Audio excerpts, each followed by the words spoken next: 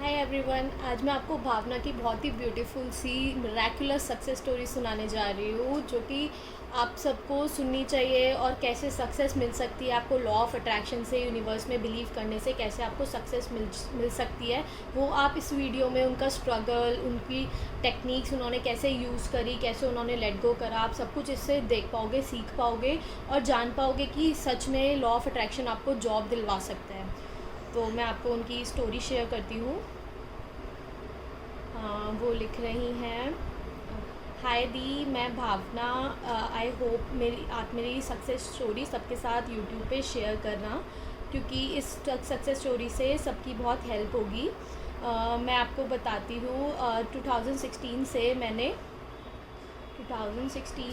मैंने अपनी government job की प्रिपरेशन स्टार्ट करी थी, और मैंने 1 साल की कोचिंग ली थी उसमें। और 1 साल की कोचिंग में मुझे काफ़ी कुछ आ गया था। 6 महीने में मेरा रिज़ल्ट अच्छा आने लग गया था कोचिंग के एग्ज़ाम्स में, और मुझे लगा था कि हाँ, मैं कर सकती हूँ। शुरू में मुझे लगा था कि मैं नहीं कर पाऊँगी, पर फिर धीरे धीरे मेरा कॉन्फिडेंस बिल्डअप होने लगा, और मुझे लगा कि हाँ, अब हो सकता है। मैंने एग्ज़ाम देना स्टार्ट करा 2017 स्टार्टिंग से। पहले एसबीआई का दिया, फिर आईबीपीएस का दिया, आरआरबी, आरबीआई, सारे एग्ज़ाम्स जो भी गवर्नमेंट के बैंक के निकलते थे, मैं सारे एग्ज़ाम्स देती थी। मैंने बैंक पीओ, बैंक क्लर्क की प्रिपरेशन करी थी, और मेरा रिज़ल्ट, जैसे कि मैंने आपको बताया, अच्छा आता था, तो मुझे लगता था कि मेरी जॉब जल्द ही लग जाएगी। फिर उसके बाद 2017 में मैंने एग्ज़ाम दिया, 18 में दिया, 19 में दिया, और मेरा उसमें प्री 2 बार निकला, पर मेंस नहीं निकला। प्री पहला एग्ज़ाम होता है ना, और प्री निकला, फिर मेंस नहीं निकला, और इंटरव्यू तक मैं कभी नहीं पहुंची। मैं बहुत ज़्यादा डीमोरलाइज़ हो गई, और मुझे लगा कि अब ये नहीं हो पाएगा। घर वाले शादी के लिए कहते रहते थे कि अब आपकी एज हो गई है, शादी कर लो, पर मैं मना करती रहती थी कि 1 साल और, 1 साल और। फिर 2020 में मैं बहुत ज़्यादा अंधविश्वासी हो गई। मैंने बहुत सारे पंडितों को कांटेक्ट करा, कुछ नहीं हुआ। मैंने पामिस्ट्री में दिखवाया, तो उन्होंने बताया कि आपका कोई चांस नहीं है। तो मैंने सोचा कि अब से मैं एग्ज़ाम नहीं दूंगी। कहीं ना कहीं से गूगल पे देखते देखते मुझे आपका दिखा, और मैंने एक रीडिंग आपसे लेने के लिए बोला। लकीली आपसे मुझे रीडिंग उस दिन मिल गई, और अपॉइंटमेंट के बाद मैंने आपसे बस 2 ही क्वेश्चन पूछे कि मेरी जॉब लग जाएगी या नहीं, मेरी शादी तो नहीं होगी इस साल।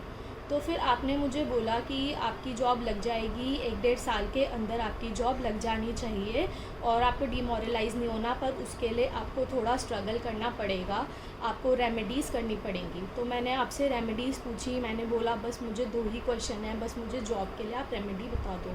तो आपने मुझे लॉ ऑफ अट्रैक्शन के बारे में समझाया, और बताया कि वाटर अफर्मेशन कैसे करते हैं, 5x55 टेक्निक कैसे करते हैं, मिरर टेक्निक कैसे करते हैं। और मुझे उन सब चीज़ों के बारे में नहीं पता था, पर जैसे कि आपने मुझे बताया, तो मुझे थोड़ा थोड़ा उन पे बिलीव होने लगा, और थोड़ा आपने उसमें ट्रस्ट दिखाया कि मेरी जॉब लग सकती है, तो मुझे कॉन्फिडेंस आया थोड़ा। फिर मैंने 2020 में एग्ज़ाम दिया। अक्टूबर में मेरा एग्ज़ाम था एसबीआई का, जिसमें मेरा एग्ज़ाम, आपने बोला था कि सबको बोलना है कॉन्फिडेंस के साथ कि मेरा एग्ज़ाम अच्छा गया है और मेरा सिलेक्शन समझो हो जाएगा। जैसे ही मैं एग्ज़ाम देकर आई एसबीआई क्लर्क 2020 का, सब ने मुझसे पूछा एग्ज़ाम कैसा हुआ। मैंने बोला एग्ज़ाम समझो निकल गया, मेरा एग्ज़ाम में सिलेक्शन हो गया है।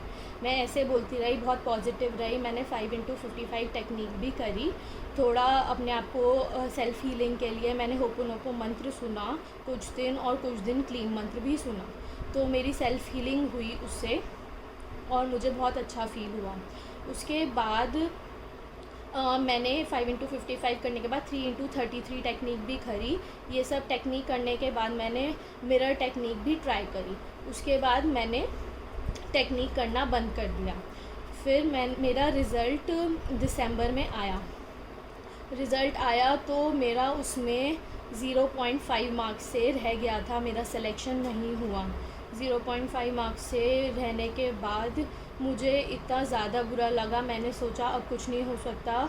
मैंने सब कुछ यूनिवर्स पे छोड़ दिया। मैं बहुत डिप्रेस हो गई। मैंने सोचा अब मैं एग्ज़ाम नहीं दूँगी, मेरा कुछ नहीं हो पाएगा, और मैंने सब कुछ लेट गो कर दिया, यूनिवर्स पे छोड़ दिया। उसके बाद मुझे नहीं पता था कि कोई वेटिंग लिस्ट भी होती है, क्योंकि मेरा मेंस में सिलेक्शन तो पहली बार ही हुआ था ना। मेंस में सिलेक्शन प्री में होने के बाद, मेंस का होने के बाद सिलेक्शन, तो मुझे पता लगा कि वेटिंग लिस्ट भी आती है। तो कुछ बच्चों का 0.5 0.75 से जो रह जाता है तो होने के चांसेस होते हैं। उसके बाद मैंने अपनी मिरर टेक्निक स्टार्ट करी, कुछ दिन ही करी, बस 10-11 दिन करी। जनवरी में करी, फेब में थोड़ा सा बस लॉ ऑफ अट्रैक्शन की 1-2 टेक्निक करी मैंने। और फिर उसके बाद मैंने यूनिवर्स को लेट गो कर दिया। मैंने सब कुछ यूनिवर्स पे छोड़ दिया और कह दिया अब यूनिवर्स के हाथ में है, जो भी होगा हो जाएगा, अगर मेरी किस्मत में होगा तो मुझे पक्का मिलेगा। और डेली मैं अपने आप से यही बोलती रहती थी कि मेरा सिलेक्शन हो गया है और हो गया है। मैंने आपसे कांटेक्ट करा तो आपने मुझे ओवरनाइट टेक्निक के बारे में बताया। 2 कप टेक्निक मैंने करी अपने जॉब के लिए, 1 दिन करी और उसके बाद फिर से लेट गो कर दिया। मार्च में वेटिंग लिस्ट का रिज़ल्ट आया और सोचिए मेरा सिलेक्शन हो गया। तो देखिए उनका मार्च में रिज़ल्ट आया है, दिसंबर में उन्होंने सारी उम्मीद छोड़ दी थी। उन्हें पता भी नहीं था कि वेटिंग लिस्ट कोई होती भी है, और उन्होंने सब कुछ यूनिवर्स पे छोड़ दिया था। मतलब लेट गो करना भी बहुत ज़्यादा इम्पॉर्टेंट है, आप लोग समझ रहे हैं। मतलब आप कोई भी टेक्निक करते हैं, आपको उस टाइम पे अपना 100% देना है, और आपको 100% दे के उस टाइम पे बार बार उसके बारे में नहीं सोचना है। मतलब आप जितने दिन वो टेक्निक कर रहे हैं उस टाइम पे आपको अपना 100% देना है, पर ये नहीं कि आप पूरा दिन उसके बारे में सोचते रहेंगे या फिर पूरी लाइफ सोचते रहेंगे। आपको वो करने के बाद लेट गो कर देना है, आपको यूनिवर्स पर छोड़ देना है, क्योंकि यूनिवर्स आपकी विशेस को देखेगा, आपको संभालेगा। यूनिवर्स देखेगा कि आपको वो चीज़ मिलनी चाहिए, यानी आप डिज़र्व करते हो या नहीं करते हो, तब वो यूनिवर्स आपको देगा। पर एकदम से कोई भी चीज़ हमें नहीं मिलती है, रिज़ल्ट आने में टाइम लगता है। उन्होंने 2020 स्टार्टिंग से ही मैंने उन्हें कुछ टेक्निक्स बताई थी, फॉलो करना स्टार्ट करा था। ऐसा नहीं है कि वो रोज़ करती थी, कुछ 11 दिन करी थी, कुछ चीज़ें 11 दिन करी थी, कुछ एक दिन की ही करी थी, कुछ 5 डेज़ करके उन्होंने छोड़ दी थी। ऐसा नहीं है कि वो बार बार 5 टेक्निक करती रहती थी या फिर वाटर अफर्मेशन करती रहती थी। वाटर अफर्मेशन वो थोड़ा थोड़ा करती रहती थी बीच में। तो आप ये समझ रहे हैं ना कि उन्होंने 1 साल तो उन्होंने टेक्निक करने में लगाया, पर ऐसा भी नहीं है कि उन्होंने लगातार करा, बस उन्होंने बिलीव करा उन टेक्निक्स पे। और जब उन्होंने सोचा कि अब कुछ नहीं हो सकता, तो उन्होंने सब कुछ यूनिवर्स पे छोड़ दिया कि अब उनके हाथ में कुछ नहीं है, अब यूनिवर्स के हाथ में है। फिर जब हम बहुत ही ज़्यादा गरीब फैमिली से बिलोंग करते हैं, और जैसे ही मेरा सिलेक्शन हुआ मैं गवर्नमेंट ऑफिसर बन गई, सब इतना ज़्यादा खुश हुए मेरे घर में, और मैं बता नहीं सकती। मुझे यूनिवर्स पे इतना बिलीव हुआ और आप पे बहुत ज़्यादा बिलीव हुआ। आपने कभी भी मेरी बातों को इग्नोर नहीं करा। जब मैंने आपको बहुत ही परेशान करा और मैसेजेस करे, आपने मेरे मैसेजेस का रिप्लाई करा और मुझे ढंग से टेक्निक समझाई, तो मुझे उस चीज़ से बहुत ज़्यादा हेल्प हुई। Thank you the, thank you very much. आपकी वजह से मेरी जॉब लग गई और हमारी अब आर्थिक स्थिति भी सही हो जाएगी। Thank you the, thank you very much. मेरी गवर्नमेंट जॉब लगवाने के लिए, मेरा सपना था, मेरा सपना पूरा करवाने के लिए थैंक यू सो मच।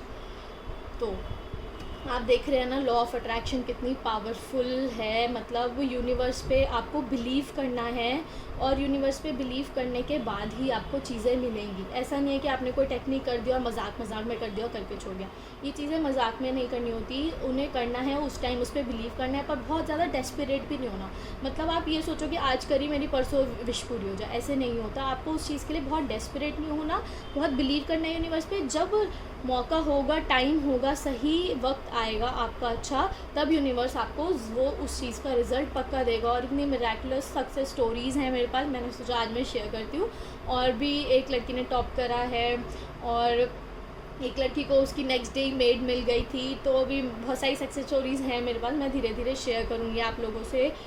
तो आप लॉ ऑफ अट्रैक्शन की टेक्निक्स करना मत छोड़ना, जो भी आप कर रहे हो उसके लिए डेस्परेट मत हो, टेक्निक्स फॉलो करते रहो, बस उस पर बिलीव करो और फिर उसके बाद लेट गो कर दो, उसे भूल जाओ कि आपने कुछ करा था। आपकी जो विशेज़ हैं वो यूनिवर्स तक जा चुके हैं, अब कम बैक होने में थोड़ा टाइम लगेगा और आपको वो पक्का मिलेंगी। So that was a story of Bhavna. Congratulations, Bhavna. This was my story. Okay, bye-bye.